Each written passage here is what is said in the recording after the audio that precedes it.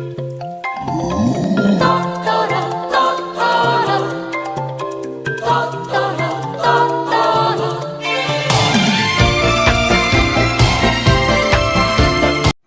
semuanya, nama saya Sisi Diamantagulo, saya dari kelas 9B nomor urut 12. Dan di video kali ini saya akan menjelaskan tentang salah satu teknologi yang ada di dunia pada zaman sekarang. Dan teknologi yang akan saya jelaskan adalah mengenai mobil otonom atau autonomous car. Nah, apa sih autonomous car itu?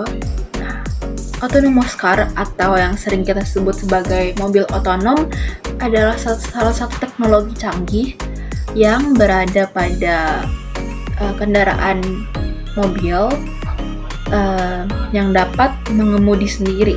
Jadi tidak ada campur tangan manusia pada saat mengemudi tersebut. Autonomous car ini menggunakan teknologi seperti sensor, terus juga ada kamera, terus dan juga kecerdasan buatan atau yang sering kita sebut AI. Nah, mobil ini dirancang buat meningkatkan keselamatan, efisiensi, dan kenyamanan berkendara. Soalnya biasanya kalau lagi berkendara, terutama pas lagi dalam perjalanan yang bisa kita bilang cukup jauh, pasti para driver pasti pernah merasakan yang namanya ngantuk. Jadi untuk mencegah hal-hal yang berbahaya saat driver tersebut mengantuk, diciptakanlah teknologi ini agar saat drivernya ngantuk, mobilnya bisa berkendara sendiri. Ada 6 tingkatan dalam otonomi mobil. Yang pertama ada level 0, di mana pengemudi mengontrol sepenuhnya pada mobil yang ia kendalikan. Lanjut ada level 1. Fitur kayak cruise control adaptif itu membantu, tapi pengemudi masih 100% bertanggung jawab. Lanjut ada di level 2. Level 2 itu sistem itu bisa kontrol kemudi dan kecepatan, tapi pengemudi tetap harus waspada. Terus yang keempat itu ada level 3. Itu tuh mobil udah bisa mengemudi sendiri dalam kondisi tertentu, tapi pengemudi itu juga harus tetap aware sama mobil yang dia kendarai. Terus ada level 4. Mobil ini bisa mengemudi sendiri di lingkungan yang ditentukan dan bener-bener pasti. Dan yang terakhir level 5, itu full autonom. Jadi mobil itu sepenuhnya bisa dikendalikan tanpa kondisi pengemudi itu ada. Jadi bener-bener mobilnya bisa jalan sendiri aja gitu. Gak ada pengemudi juga gak apa-apa, membantu. Tapi pengemudi tetap bertanggung jawab atas kendaraan.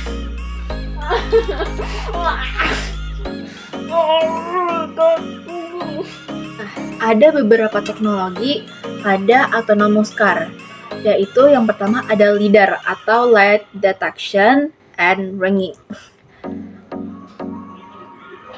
Nah, LiDAR ini adalah menggunakan laser buat memetakan lingkungan sekitar mobil. Jadi kayak ini mobil, terus bisa dideteksi tuh ada truk di sebelahnya kah, ada motor di sebelahnya kah, atau ada apa-apa di sebelahnya. Itu bisa dideteksi. Lanjut ada radar. Itu tuh bisa mendeteksi objek dalam jarak berbagai kondisi cuaca. Lanjut juga ada kamera. Kayak bisa kenal sama rambu lalu lintas, terus jalur jalan, sama objek lainnya pokoknya. Lanjut ada GPS atau yang bisa disebut peta digital. Nah, GPS itu buat berikan navigasi dan pemetaan rute perjalanan. Jadi gak bakal nyasar. Kalau nyasar bisa bantu misal minta tolong AI-nya buat anterin ke tempat di mana yang sebenarnya. Lanjut, ada AI atau machine learning. AI ini berguna buat menganalisis data dan sensor, terus mengambil keputusan dalam berkendara. Autonomous car itu punya beberapa keuntungan. Yang pertama, meningkatkan keselamatan. Yang kedua, mengurangi kemacetan. Yang ketiga, efisiensi bahan bakar karena kita pakai baterai. Yang keempat, aksesibilitas. Ada 4 tantangan dan hambatan dari autonomous car sendiri. Yang pertama, keamanan dan etika, di mana mobil otonom mengambil keputusan dalam situasi darurat. Nah, lanjut.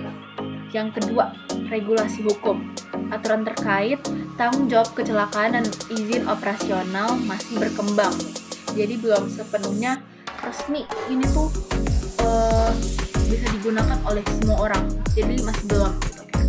Lanjut, yang ketiga, keandalan teknologi.